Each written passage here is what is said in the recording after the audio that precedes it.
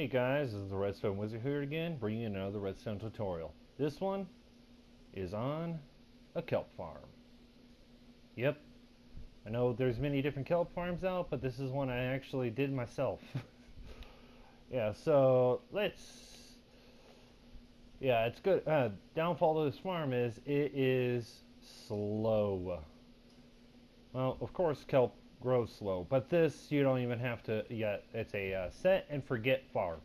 You set it and you forget about it until you need to go grab some kelp. Yeah, I stuck a little bit of kelp in there just because. Yeah, very simple. You have two panels here, one to collect the kelp and one to grow the kelp. And the redstone doesn't stick out that far. So, you know what? Let's get some bone meal out real fast just to see how this thing works real fast. Let's come in here. And one more should do it. It activates, kelp breaks, flows to the surface, falls,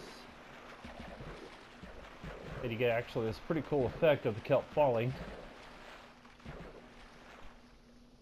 Rising, and then it hits a water stream because I'm only using a single hopper for this because I don't need to use much more.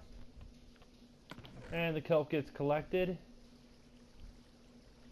and you can do whatever you need to do with the kelp. And it just continues to grow. So, let's get to building this thing. Okay, everybody, I just had to gather up the resources needed to build it, and I got what we need in the shulk box right here. Okay, so we need, well, I'm going to make this a little smaller, but you can expand it as you see fit.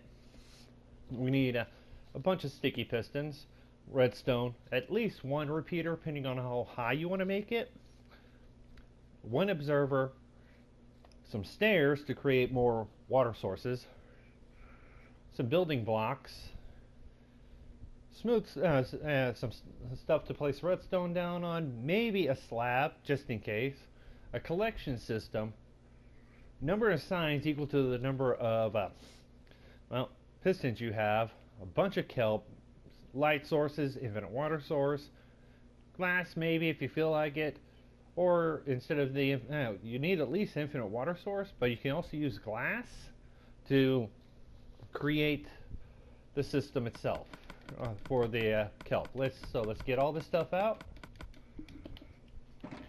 and let's start building. So the first thing you want to do is create your basin. 4, 5, 6, and 7. I'm only going to make this 7 wide. So I'm going to add one more block to the end because I want it square. This is just my back wall. On this second block right here, we're going to place our sticky pistons. Now the reason why we're using sticky pistons instead of regular pistons is because sticky pistons on console can get waterlogged, and we don't want that. Yeah, we don't need these blocks. They're unnecessary. I left them under there because I wanted to. So, like I said, we're going to create our basin. So, from here, we're going to just add another block to the corners. Add 2. Add this. And we'll get the stairs. I do like having them up like this because then it doesn't look like you're using stairs, it looks like you're using full blocks. Then get your infinite water source. You can go put one there, create an infinite, take from there, and then you have to waterlog all of the stairs. There we go. Now, build this up as high as you want. We'll go there. One more. So, Like I said, you build up as high as you want. This is the height that I'm going to use to determine the point where I want the kelp to break.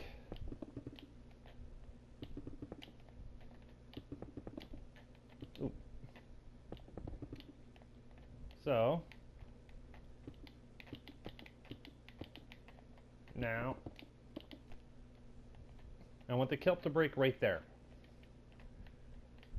So, take an observer, pointing backwards, and we're gonna just cover up everything.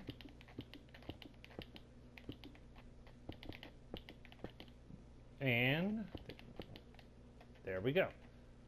Now, I'm using glass here because I feel like, because I do think this is actually a pretty cool effect. I'm not going to put a light source in there, but yeah, get whatever blocks you want in front of it. And while you are doing this, make sure you fill it all up with water while you're building it. Or you can just use glass to, or not glass, ice. Fill it in while you're building it, and then go in with a pickaxe and break it all. Okay, so let's finish filling it in.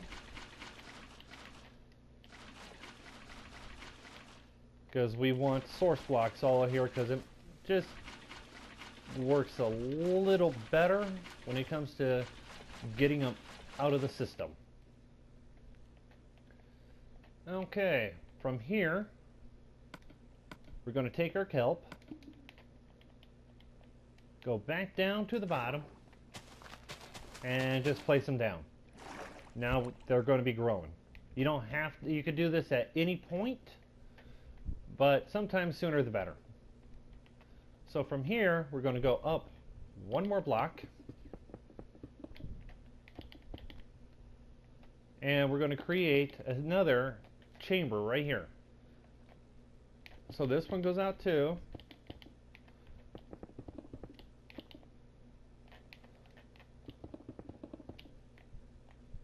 And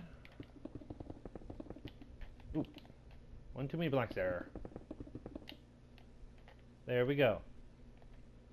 Now, however you want to move the kelp is fine. You want to use ice streams, you want to use a single bucket of water, whatever you want to use to move them, as long as when you move them they get collected. Now, I personally don't like seeing the hopper, so I always hide the hopper for these things. It's problematic for me, at least. Then I get one water source, place it there. Oh yeah, these are slabs. These are oh, forgot about these.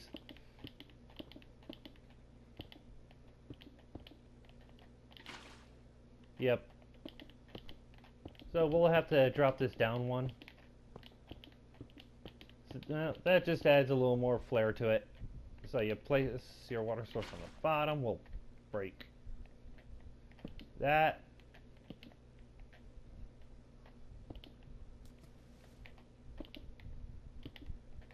Break, break, and break.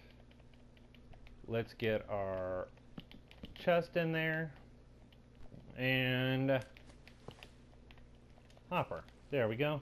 Now, when we get kelp and we throw it in, it's going to go to the chest and collect. Now you just need a barrier right here. So I'm going to use glass again, and I'm going all the way to the top here.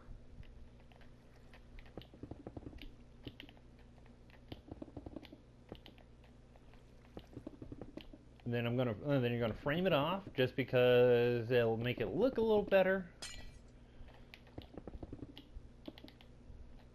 But this framework also hides a secondary purpose.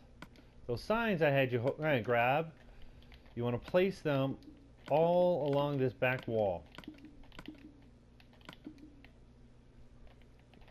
Get your water again and bring it forward. Now, as the kelp grows, when it grows, it's going to push. You're going to hit this water source, and the water source is going to push it into this trough, which is going to hit that water source, which is going to push it into the hopper, which pushes it into the chest. Alright, so now what we need is we need to put a block on the face of this observer and go underneath it. Put a redstone dust. This is where I recommend the slab based on however you have it. If you need space, but slab makes it easier. And we want to bring it down using a 2-tick repeater just to be able to hold it. Bring it down, and we need to put blocks on the back of this. Actually, we could put blocks on top. Ooh, that wasn't supposed to happen. Let's just go inside and fix it. There we go. Yeah, we could put blocks on top because then it'll compact it a little bit. And then just put redstone dust on all of it. Now, I'm just going to get some bone meal real fast. And I'm just going to bone meal some of these just to get them going. And then I'm going to actually bone meal that first one all the way.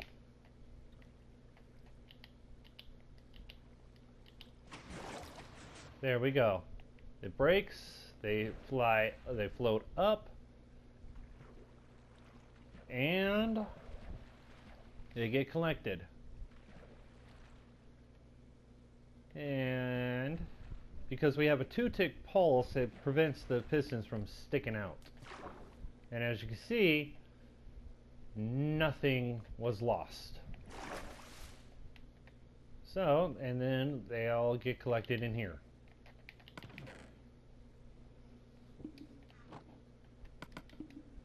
So, this one has been, yeah, I've got an idea that I'm going to be running with for a while, see how well it works. I'm going to make a farm like this one, where it's single cell, semi-early game. It could also be fairly late game. And then I'm going to make one that's more dense, more efficient type style, using flying machines. So, next